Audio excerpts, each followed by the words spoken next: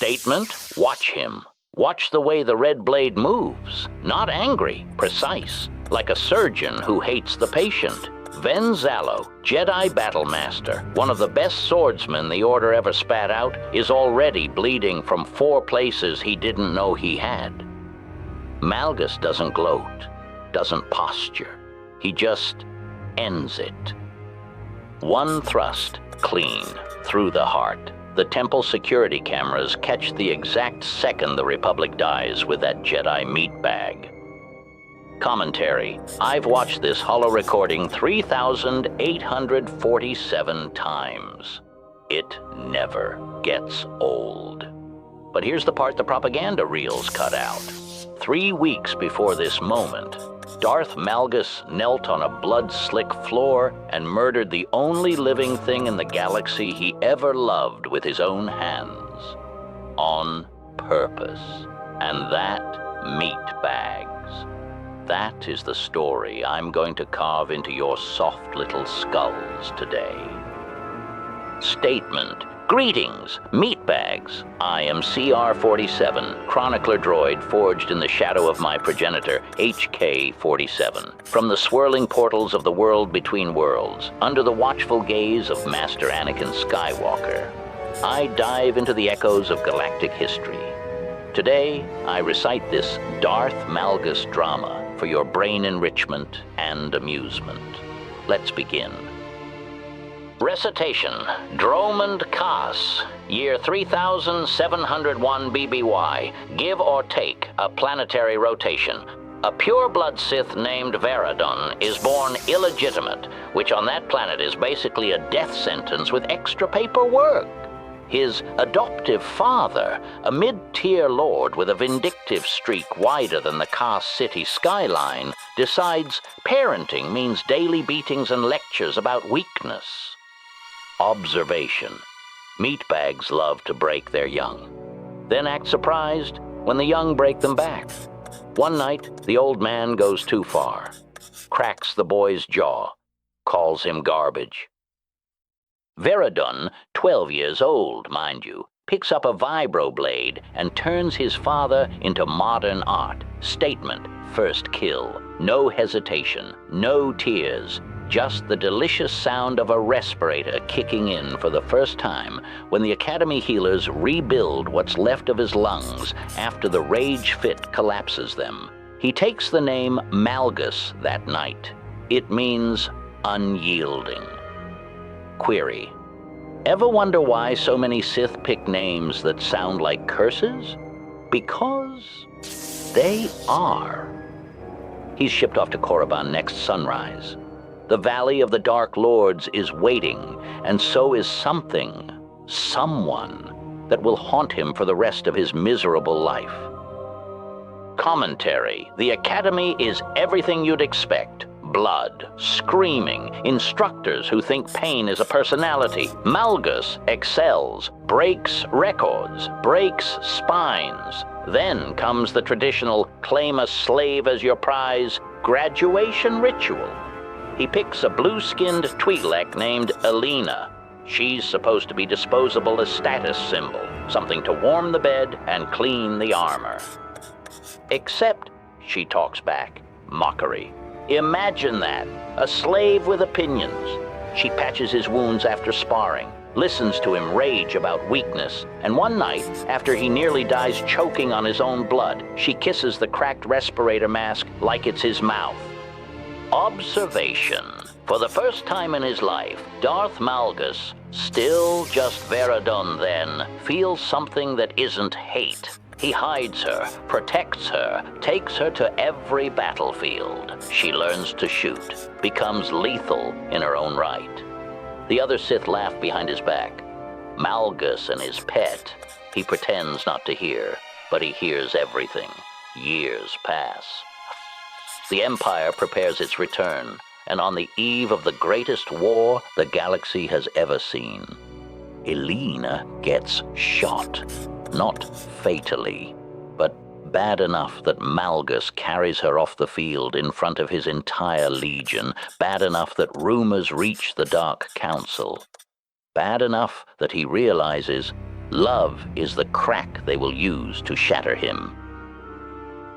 Contemplative. Picture this: the most feared Sith warrior alive, kneeling beside a cot, holding a Twi'lek's hand like it's made of glass. She's feverish in pain, but smiling at him. She says, "I'm not afraid. You're here?" Statement. That sentence breaks him worse than any lightsaber ever could. Because the Dark Council is watching. Darth Angral is watching. The Emperor is watching. They see attachment. They see vulnerability. Malgus knows what he has to do. He waits until she's asleep. Then he ignites his saber, one stroke, clean, through the heart, just like he'll do to Ven Zallow years later. Her eyes open for a second. No scream, just understanding. She dies looking at him. He absorbs the pain, lets it burn away everything soft. Commentary. Meatbags call it tragedy. I call it the best upgrade he ever installed. 3 weeks later, the Sith fleet drops out of hyperspace over Coruscant, and hell follows with them. Exclamation. This is the sequence that made toddlers cry on 100 worlds. Shuttles raining down like meteors, Jedi scrambling, civilians screaming. Malgus leads the ground assault personally. No mercy, no prisoners. Just a red lightsaber and a breathing apparatus that sounds like the end of the world. He fights his way to the Jedi Temple steps. Ven Zallow meets him, one of the finest duelists alive. They clash for 90 seconds that feel like 90 years. Zallow actually holds his own until Malgus stops defending.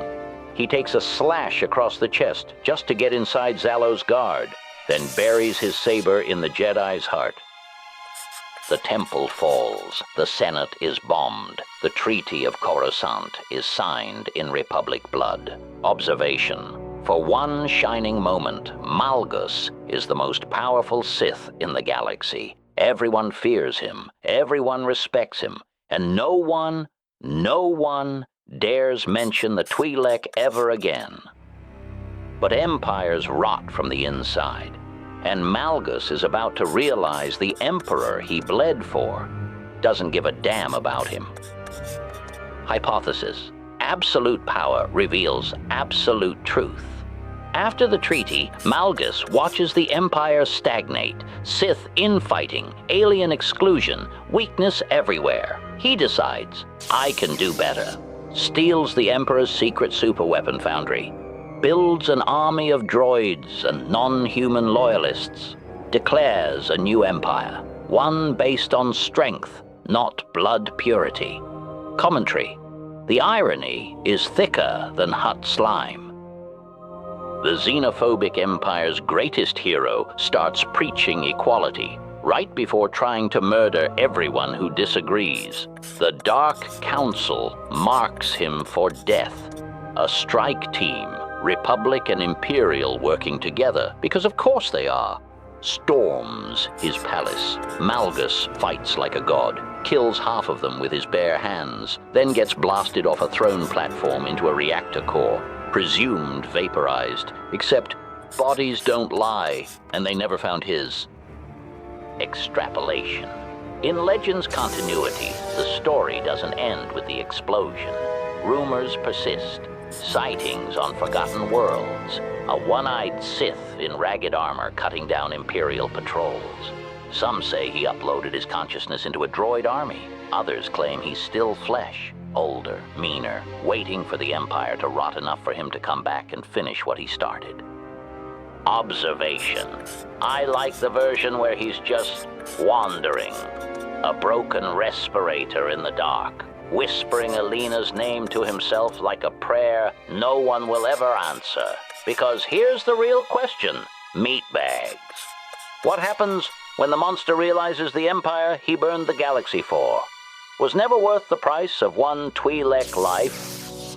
Conclusion. Darth Malgus never got a redemption arc. No tearful deathbed confession. No, I was wrong. He was hate incarnate. And yet, he was the only Sith honest enough to kill what he loved, so it wouldn't weaken him. The only one who looked at the Emperor's throne and said, "I can do better." He forced the Empire to evolve, even if they had to kill him to do it. His writings on warfare are still studied in Sith academies. His name is still whispered like a curse and a prayer. Statement: that, meatbags, is immortality, not surviving, being impossible to forget. Mocking observation. Well, did the story satisfy your organic need for tragedy and violence? Good. Now smash that like button, like Malgus smashed the Republic's spine. Subscribe, or I'll add you to my own target list. Joking. Probably. Comment below. Would you have killed Eleena to become stronger? Be honest. I've read worse confessions. Next time, where should we head? The full untold story of Darth Bane, the Sith who murdered his entire religion to save it, or go deeper into Old Republic lore, the Sith Empire? Until then, cautionary. Try not to fall in love. It ends badly.